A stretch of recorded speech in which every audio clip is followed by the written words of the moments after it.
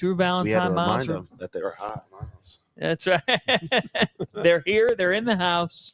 The Ramblers. And, folks, watch out for this Loyola Chicago team. We know that there's high expectation. We're excited to watch you guys. Coach, I guess we'll start right there. When you look at the identity of this team and guys like Miles and the people that you've got in your lab every single day, what is possible at Loyola this season? Yeah, I think we can be a championship-level team. I think that's the expectation every year for us. And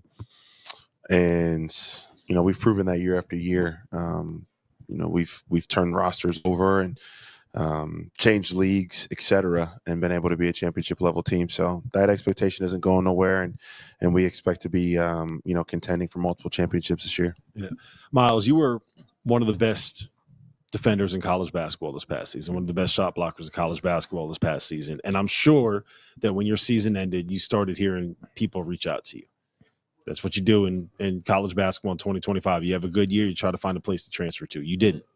You did into the portal. You're still right here with Loyola Chicago. Yeah. With Coach Valentine. Why? I felt like it was no reason to go anywhere. I felt very comfortable where I'm at. I feel like Drew trusts me a lot, and like he believes in me and what I can become in the future.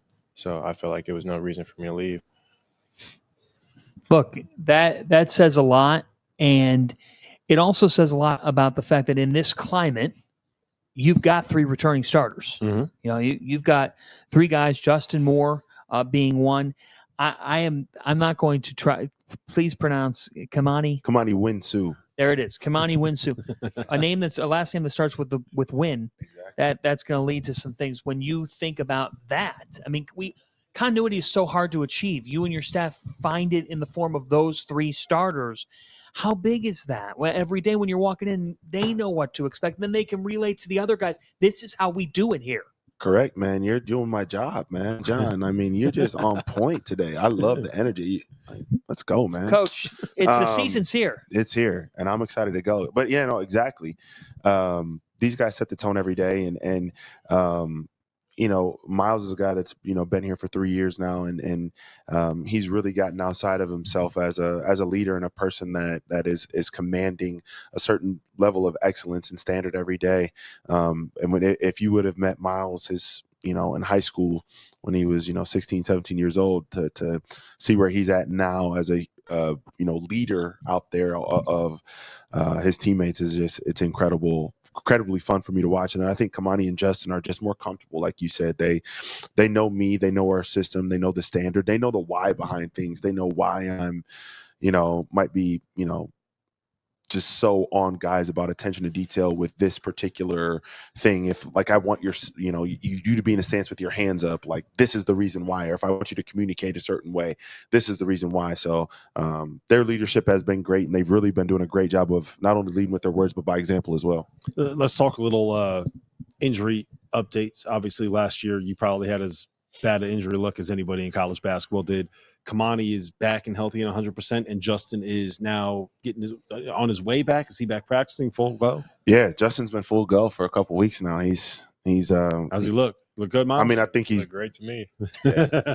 Miles likes playing with him. We all love having J-Mo back, but I mean, I think he's the best point guard in our league. I mean, he's just so dynamic. He takes care of the ball. He's a really good defender. He's improved as a shooter, and I think he's more comfortable and understands me and understands like, yo, this is you got the keys, bro. Like run it. Keep this thing afloat. So. He's awesome. He's back. He's, still not totally quite back conditioning wise back yet, but he's been getting after for a couple weeks. And then Kamani is back and been practicing a full goal since middle of July. So it's great to have those 2 guys back. The guy I'm really excited to see with you is Daywilk Tavares. We did a whole bunch of stuff with Charleston last year. I got up close look at him going nuts up in South Dakota. We saw him play really well against I believe it was FAU at the event we did down in Charleston. He is a guy. He can score. He's just buckets on buckets on buckets. Yeah. No, I don't know if you want to speak more else about Will. I mean, he's pretty good. I mean, he had scored 30 on us in Hawaii. So, Yeah, I mean, He put 30 on you in Hawaii. Yeah. 30. Yeah, Is that was one of those ones you went by the handshake like, hey, by the way, you want to be a Rambler, man? I don't know about that, but when we knew that he was going, it was a very aggressive pursuit because we felt it up close and personal, and he can really get it going, and he's a confident guy. He's a guy that is going to hunt, and if you guys saw us play last year, those guys that were out there on the wings and the shots that I want those guys to pursue and shoot and be aggressive to shoot, like he's taken a couple the last couple of days where pull ups from 30 feet in transition, which I love, but we might be able to get a better one. But he believes in himself, and I love guys that believe in themselves, and I love coaching Dave. You want him to want to shoot that, but yeah. also like maybe you get like one of those a game. Yeah, exactly. And as long as you're practicing it and you're putting the work in, which we do, you got a lot of freedom for me to shoot. Miles, how much does he remind you about the 30 ball that he put on you? Can you repeat the last part? How much does he remind you about the 30 ball that he put on you in Hawaii? Did you hear about a lot in practice? Yeah, I hear it pretty much every day. Like, every time something happens, he'd be like, "Oh, I had 30 on y'all." Can't really say much. Now, I got to ask a big man this question here. Who do you like in your game after? Who do you like to watch? Well, whether it's on YouTube, whether it's just old NBA highlights, or who was your biggest inspiration from a big man perspective? Recently, I've been watching Nick Claxton, Isaiah Hartenstein, some Sabonis,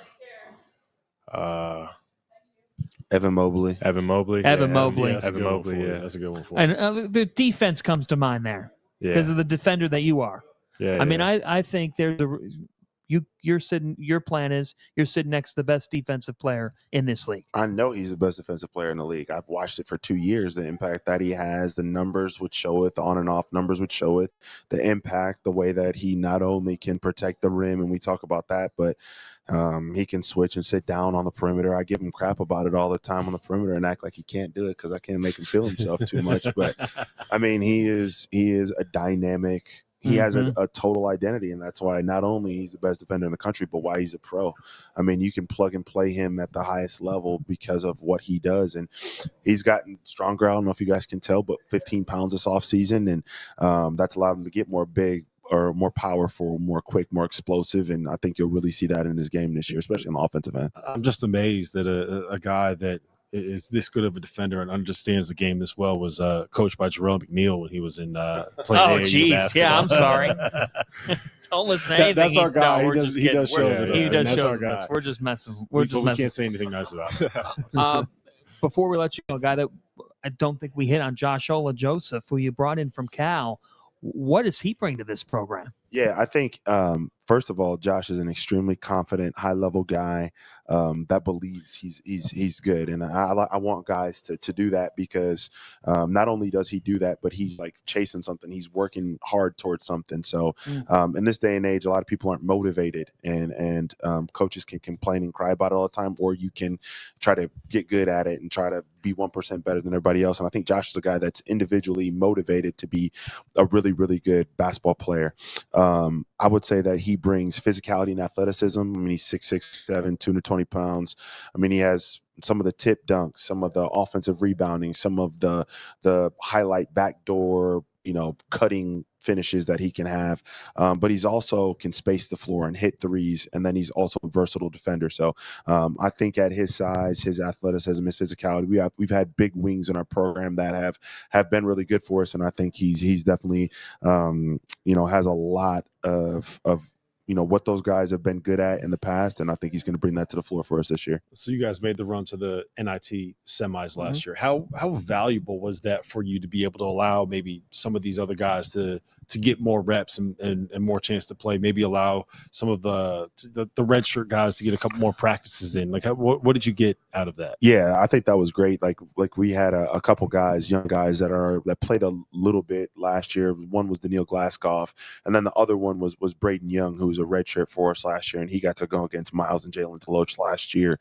And I think that month, Miles will even say, like, that last month, he really started to show some things and flash some things. And then what have you seen out of him?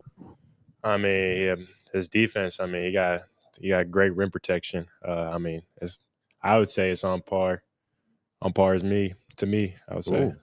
He's got really good hand activity, like in coverage, like he gets his hands, a lot of deflection, stuff like that. Blocked But your shot a lot.